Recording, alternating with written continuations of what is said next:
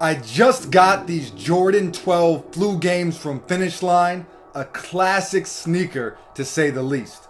Growing up in New York City though, as a Knicks fan, when it came to Michael Jordan, it was always a love-hate thing. Usually more hate than love. But no matter where you were from, you had no choice but to respect him. When he laced his shoes up, it was game time. Even as a little kid, I knew his focus was unparalleled. His determination was unlike anything I had ever seen. I remember watching the Flu Game with my pops back in 1997.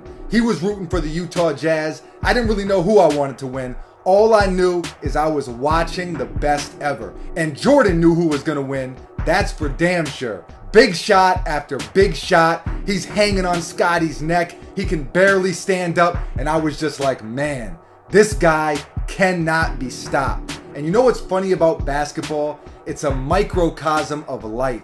You have goals you're trying to reach, places you want to get to, and yet there are things in the way, people in the way maybe, preventing you from doing that. Life is a basketball game. Ball is life, right? At least that's how I see it. And I don't know if you remember those I Want to Be Like Mike commercials, but I do. And I think we all can be. We all have some Mike in us. Somewhere. It's there, you just have to find it. Because what made Jordan who he was not the skill.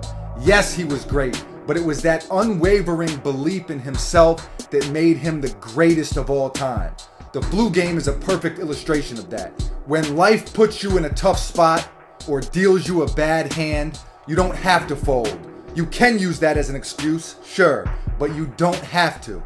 You can persevere instead and get to where you're going. You can reach your goals. Mike did, and we can too.